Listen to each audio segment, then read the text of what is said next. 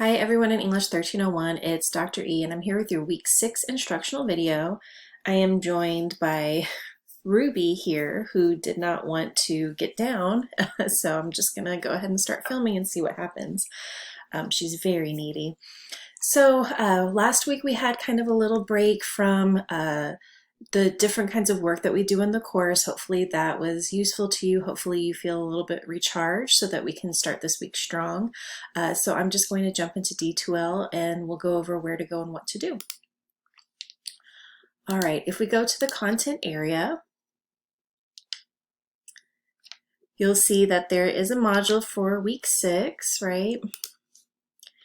And our schedule is pretty straightforward, thankfully. We're kind of easing back into things. We have 2 chapters to read. They're not super long, but they are very important. Let me make sure I'm looking you in the eye. Very important because they go over, Lunsford goes over the ideas of avoiding plagiarism. What does plagiarism mean? How do we properly give credit? What does it mean to paraphrase? These are all really important elements to academic writing in general. So please make sure you're taking good time engaging in that reading because it is something that you'll use throughout your college career. All right. So you are watching the weekly instructional video. There's also an MLA video that I want you to watch. There is a packback question due, just like our discussion posts on Thursday. And then you'll respond to 2 of your colleagues by Sunday, as well as completing that participation quiz. And we are back at it, right? So there is a video on MLA, and I'm warning you ahead of time. It's one that I filmed a little while ago, so my hair looks a little different, but it's something that I find is very useful just in kind of making MLA perhaps a bit more accessible in terms of what are some examples, what are things that I look for specifically as an instructor, but what are things that other instructors may find really important. MLA is just one of several different kinds of formatting styles required in academic writing, but MLA is specific to English, whereas things like APA, that's for history classes, psychology classes, Chicago style. There are many, but the ultimate thing to remember is that once you learn one, such as MLA in our class, you can take those ideas and those rules and apply them in the different formatting styles. So if I have to use quotation marks in MLA, I definitely have to use quotation marks in APA also. If I have to reference last names in MLA, what do I have to reference in APA? So it'll have those questions kind of going in your mind once you get one of those styles under your belt. All right, for review, I'd like you to take a look at the complete schedule for this semester, which is posted. Please take a look and just let me know if you see any errors or anything that's confusing. I've looked at it so many times, but I know I've missed things, right? So just help me out, do some peer reviewing for me, and let me know if you have any questions or concerns.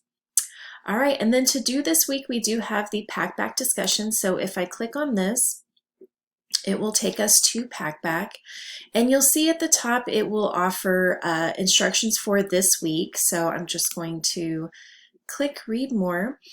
So of course our goal is to relate the reading that we have this week and turn that into a question with a useful description, right? These are just basic kind of guidelines. Really, please start your question with the week number. It just helps so much with grading and with identifying different areas and different weeks.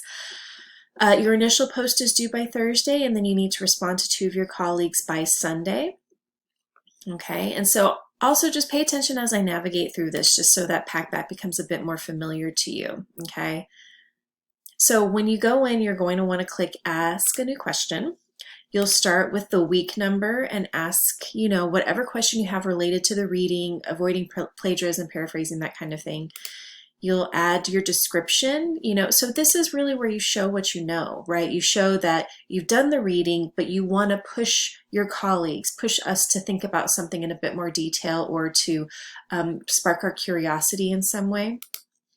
All right, and remember that you can change font, you can change information here related to the font, and then you can also add things like pictures or film or links, right? So just things to keep in mind, because again, we're using packback specifically because it just has so many more functions than what we have in D2L in the discussion board area, so why not go ahead and utilize them?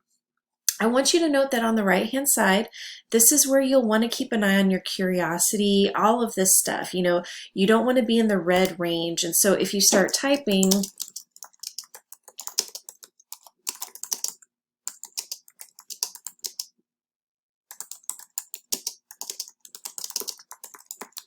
okay, so it'll start to show you a range here, but it's also identifying areas that require some editing, right? So if you click show feedback, it's going to note all the different kinds of areas where you need to maybe change the grammar in this area or change the spelling in this area. So you can physically go through and double check all of those things to ensure you get the best possible grade.